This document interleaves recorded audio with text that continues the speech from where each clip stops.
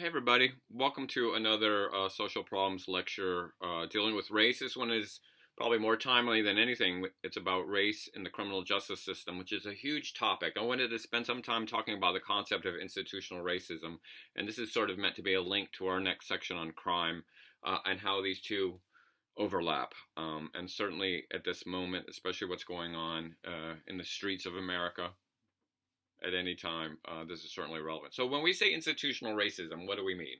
Institutions are stable structures of norms and values and groups of people that organize around a particular problem. So the media is an institution, and within the media there are institutions like ABC and NBC and Fox News. Religion is an institution as a whole. Within religion there is the Catholic Church and the Protestant Church and Reform Judaism, and on and on. So these are very complex beings, and if we were to think about our functionalist model, institutions are the element of the cell, the nucleus, the membrane, the mitochondrial DNA. I don't know, I just like saying these things because I feel smart when I say them. And so when we talk about institutions, institutions are made of people, and therefore people bring their values into the institutions, and the institutions take on a life of their own. So we often hear this term institutional life. So a person can be in an institution and kind of infect that institution with their values, but then those people can leave and the institution can carry on those values. So we talked about this a little bit earlier when we talked about the notion that there's people who can be not prejudiced but can discriminate because the institutional values are the ones that are reinforcing that racism. So let me give you an example before we talk about crime and justice. This is an example I talk about in my intro class a lot about home ownership and institutional racism and home ownership. We have a long history of racial banking, of racial housing practices. In 1919, if you were a member of the Portland Realty Board and you sold a black family a house in a non-black neighborhood, you would lose your license. This also goes for Lake Oswego, which was called in those days Lake No Negro for this reason. If you were to sell a black family a house in a white neighborhood, you would be kicked out of the Realty Board. So therefore, I could be the least racist person in the world, but I want to keep my job. So black families don't live in white neighborhoods. And so we call that blockbusting. There is a type of redlining that changes these neighborhoods. And so this really happened on a federal level after the Depression, or starting in the Depression. The Depression, which starts in 1929, one of the things that happened is a lot of people lost all their wealth. And in America, the way to wealth is through home ownership. Right? If you've had an intro sociology class, hopefully you've talked about this.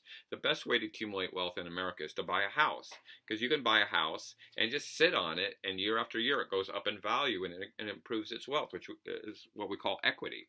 And you can use that wealth later to help your kids buy a house, or to start a business, or to pay off your debts. I mean, I bought this house dirt cheap in 1999, and it has quadrupled in value.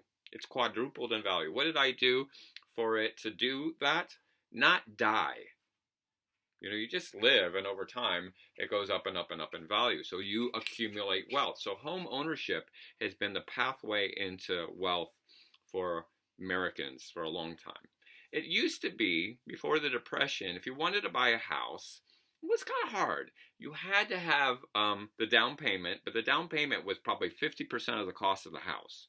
Which, even though houses were cheaper in those days, it was still a lot. You were buying a house like this 100 years ago for $10,000. You had to come up with $5,000. And 100 years ago, that was a lot of money. This house was here 100 years ago. So you had to come up with a lot. And you had to pay off the remaining amount, right? The cost of the house minus the deposit that you put down, the balance. You had to pay it off in 5 years.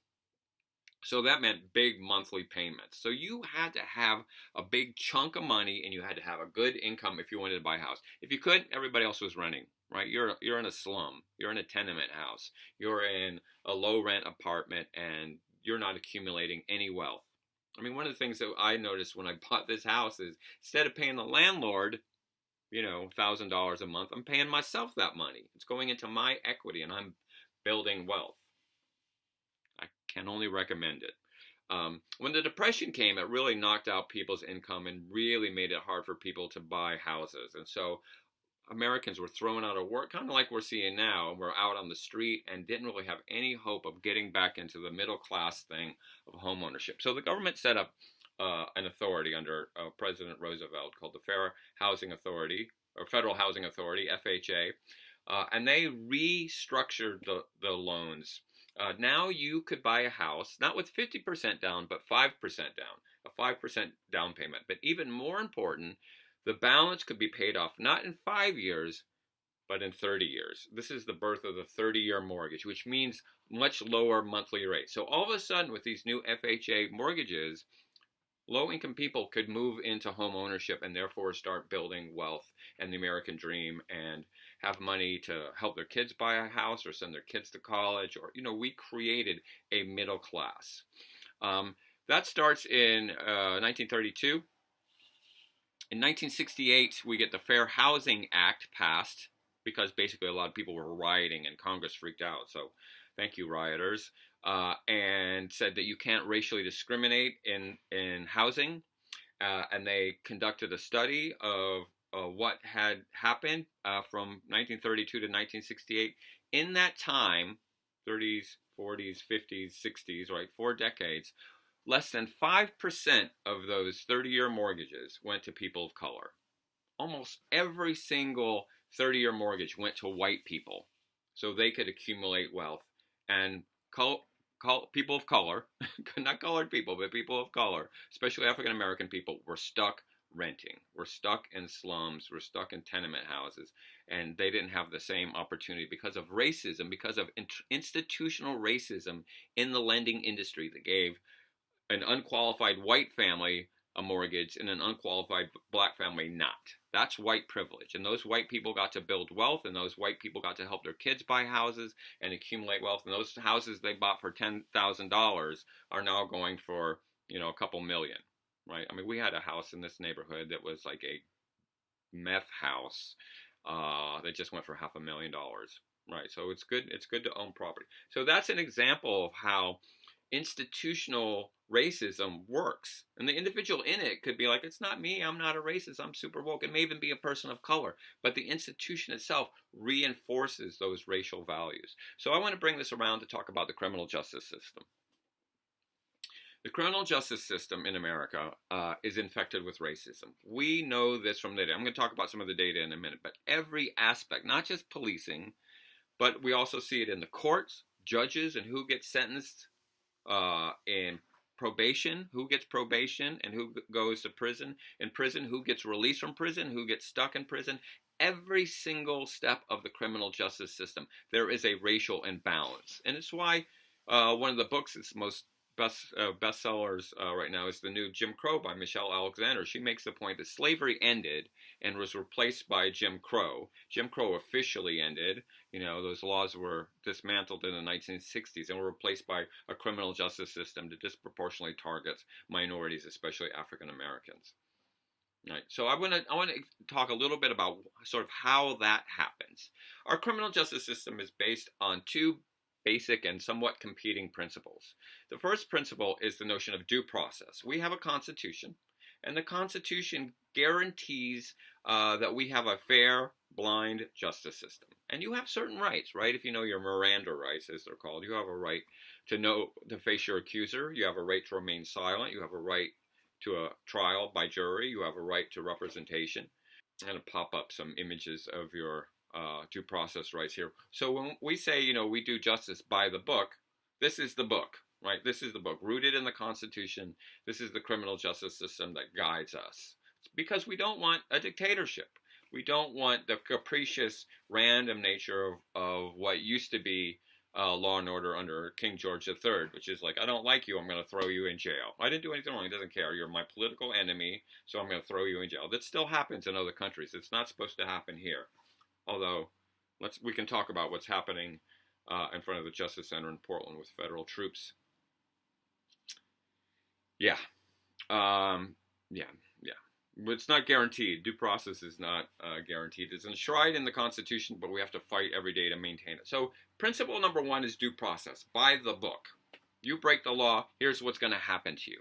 Based in Oregon, we have a set of criminal penalties based on a number of laws that came from something we passed in the 90s called Measure 11. You break this law, this is how long you're going to jail. You beat somebody up, 5 years and 10 months in jail, that's the law. So the due process is sort of the law that we exist in. So that's principle number one. Number two, though, is the concept of discretion. That this system is occupied and operated,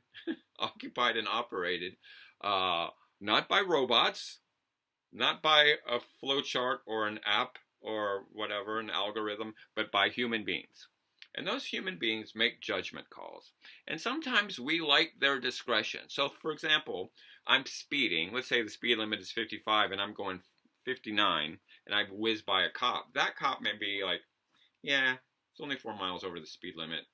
I'm not going to give him a ticket. That's discretion, right? It works out in my favor because I don't want a ticket. But he or she, the cop, is making a decision. Yeah, I'm not going to go by the book. Technically, they're violating the law and I should give them a ticket, but I'm not going to do that. Or they do pull you over and you're like, I'm late for my class at PCC and Blazak's going to fail me. And the cop may say, all right, just be careful. It happened to me. I got pulled over. I was late for a final one time at Emory doing 110 miles an hour in a 55. 110. Try that. Don't try that. Pulled over by a cop at gunpoint.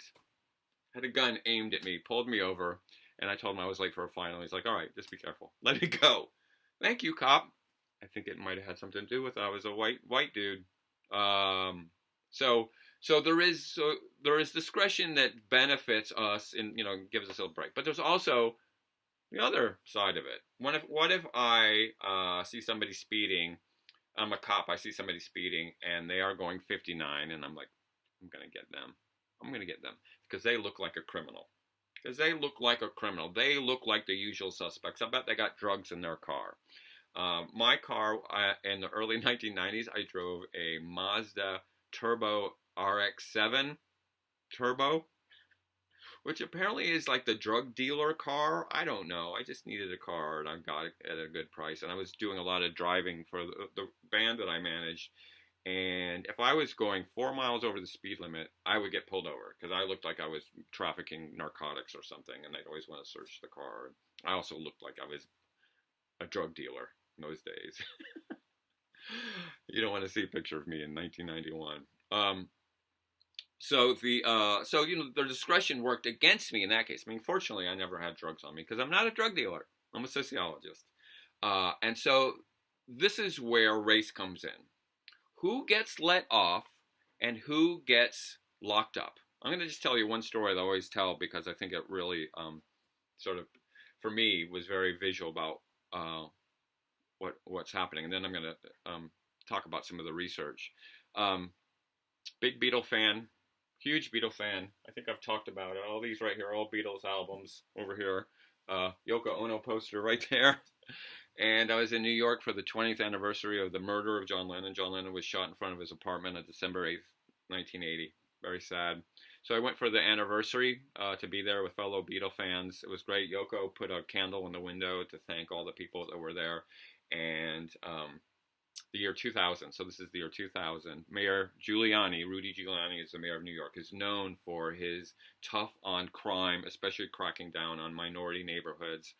And people are singing John Lennon songs, singing Beatles songs. I can't believe I'm going to put this on YouTube. A joint comes around. And people don't know me. I'm not a pot person. It just puts me to sleep. I'm a whiskey person. And married to a tequila person. So you can imagine how that works out. Anyway, joint comes by. People are singing I Am the Walrus. I'm like, all right, it's for John Lennon. Take a drag. Immediately there's a tap on the shoulder. NYPD Blue. Cop says, you, come with me. I'm like, oh my God. I'm going to get busted. And of course, because I don't know much about pot, I just hold my breath and keep all the pot smoke in me, which it turns out makes you even more stoned. And he says, I saw what you did. I saw you took a hit of that joint. And in New York, possession will send you to prison. Like a little bit of pot will send you to Rikers, will send you to prison. They have zero tolerance under Giuliani. And I was looking at hard time. And I just said, and finally you have to breathe. I said, it was for John Lennon, goo goo gajoob. I'm the walrus. blew the pot of smoke right in his face. And then I started my white privilege machine. I started saying, look, I'm from Oregon, and Oregon, it's not a big deal. It's just like a violation. I'm a college professor. I'm a criminologist. I work with the police. I have really good friends who are the police. It just got passed around. I just came all this way, and I didn't want to be rude, and I took a hit, and I passed it on. And he's like, okay. Here's what I'm going to do. I'm going to exclude you from Central Park. We were in Central Park. You can't be here for 24 hours. Get out of the park, and I won't arrest you. And I'm like, woohoo! Well, oh my God, because I thought I was going to Rikers, which is not a friendly place. And so I'm walking out of the park, and I realized I came 3,000 miles to be there. What? I'm not going to leave Central Park. And I was a little bit messed up in the head. So I went around the corner and bought a hat, like a knit hat, and walked. He'll never know it's me. Walked back into the park. I rejoined the crowd who was still singing I Am the Walrus. And my friend who I was there with said, Randy, you're so lucky. You're so lucky. I'm like, I know how lucky. I know. I really thought I was going to get busted under these draconian Giuliani drug laws. And she said, no, look. And there was the same cop with a young African-American guy who had probably taken a hit off the same joint I did, handcuffed behind his back, being shoved into a police car. That's discretion. That's what discretion looks like. I used my white privilege card, walked away, and I can tell this story. That guy got a drug conviction and spent God knows how long in prison, and probably took the spot that I should have taken. But I was white and he was black, and I have a story to tell. He went to one of the ugliest jails in America. We know when we look at the data that there is discretion that racially disadvantages African Americans. One of the ways that we do this is through studies on police profiling. We know this in Portland. We know that a study was done by the feds on police in Portland, and police in Portland disproportionately pull over African American drivers more than white drivers, even though that white drivers are more likely to have contraband or outstanding warrants. They should be profiling people like me.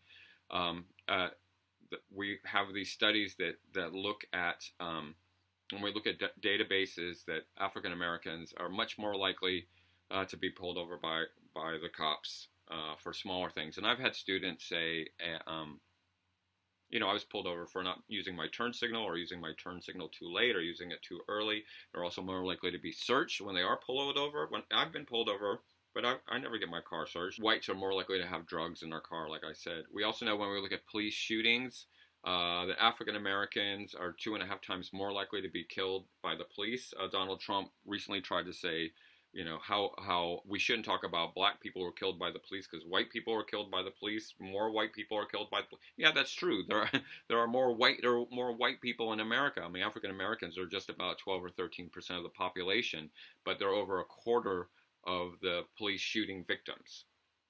So based on a rate, which is something I don't think the president understands, African Americans are more likely to be shot. They're more likely to be arrested for petty crimes. There's an incredible disparity when we look at who's arrested for just low-level offenses. I was in a meeting last month with a state legislator who was a former cop. He's an African American. He said when he was a cop, they had a regular case of a kid, a 12 or 13-year-old kid, whose best friend lived across the street. They lived in the middle of the block. And so when the kid would walk from his house to his friend's house across the street, they would bust him for jaywalking every single time. They would just sit and wait for this black kid to walk across the middle of the street to his friend's house and bust this child for jaywalking. And he, as a black police officer, he was really troubled by that. And so there is data after data, and I'll include some data about the racial imbalance in this. And so when we talk about Black Lives Matter, we know that in the criminal justice system, Black lives have not mattered. African Americans, including with those who have not committed crimes, have been sentenced to prison. We know at each step of the way, whether it's contact with the police, contact with judges, contact with probation and parole, contact with anybody in the criminal justice system, African Americans get it worse than white people. So when white people can say, I don't have any privilege, well, based on the color of your skin, you're much less likely to be shipped into the criminal justice system. And if you are in, you're going to get out earlier. That sentences tend to be longer for black defendants and on and on and on. So when people are pissed off, when people are rioting in the streets, when people are fed up with another police execution in the streets of America, it is rooted in this long history of the criminal justice system being institutionally racist. One more story. There's a ton of stories to get at this. I was summoned for jury duty in Atlanta. A case of 3 African American men who were arrested for selling crack in the streets of Atlanta. This is in the early 1990s at the peak of the crack epidemic. To get 12 people on a jury, you got to bring a whole bunch of people in, maybe as many as 100, sometimes more. It's called the voir dire. It's French for look at, to find 12 people who will be good jury members. So they're going to ask a bunch of questions. The lawyers for the prosecution, which in this case were DEA lawyers, the lawyers for the defense, which in this case were public defender lawyers, the judge, they get to ask all these questions. So we have all these people, and it's Atlanta, so you got about 100 people in a room. Half of them are black, half of them are white. That's Atlanta. Atlanta is like, basically that's the diversity in Atlanta. There's like a Cambodian family that lives down the street, but pretty much it's black and white. And one of the questions was, is anybody here who might be a potential juror had a family member who's been arrested on a drug charge? All these black hands go up. And the white people are like, yeah, that's those black people and their drug crimes, we know. Then the next question, I'm so glad the judge asked this, is the follow-up question. Has anybody here had a family member who's been in drug treatment in a hospital or a halfway house or some Betty Ford clinic? And all these white hands go up. And the African-American people were like, there you go, right? We get prison. You go to Betty Ford, you go to some clinic in Malibu, you go into a drug treatment program, we get prison, you get the hospital. And the white people are like, what? I just love my drug-addicted son. They didn't see that there was a real imbalance in the system around the war on drugs. And this is something that we're going to get into in the next section. So when we talk about historic trauma, we're not just talking about slavery. We're talking about the new Jim Crow. We're talking about how discretion allows people to act on these racial biases that we've been talking about, including implicit bias, to send white lawbreakers one way and black lawbreakers, and sometimes people that aren't even guilty of a crime, in another direction. And that is traumatizing. Arrest is traumatizing. Prison is traumatizing. Being thrown into a system that you don't have the money to get out of is traumatizing. And so people, right, are going to respond to that systemic victimization and systemic trauma one way or another. And I think what we're seeing now is an acknowledgement that enough of this institutional racism. The system, wherever you are, whether it's Idaho or New York City, there is institutional racism built into the system itself. And the discussion now about defund the police is, can we come up with another system to protect people that isn't about cops going down and throwing people against the wall and getting the usual suspects? Can we come up with an alternative way of keeping our communities safe that isn't rooted in this, what we call the carceral system of control? This the idea of controlling populations, especially poor and minority populations. All right. That's going to lead us to our next discussion. There's so much here, but I just wanted to give you a little bit. We're also going to be watching a documentary next week after the midterm called 13th. That's on Netflix that will do a much better job than I just did of explaining the historical roots of this. And so I look forward to having a conversation when we've all watched that. Okay, I'm going to stop. A discussion question coming up now.